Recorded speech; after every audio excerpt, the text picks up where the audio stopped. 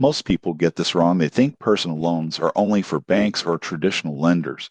But the surprising truth is that Kiva offers a unique community-based approach to borrowing that can benefit small borrowers and entrepreneurs. Kiva is a microloan platform that connects borrowers with individual lenders around the world. Loans are typically low interest or even zero interest, depending on the lender, and they are focused on helping people grow businesses, fund education, or cover personal needs. One key feature is accessibility. Kiva doesn't rely heavily on credit scores like traditional banks, making it an option for people who might not qualify for a standard loan. The application process is straightforward.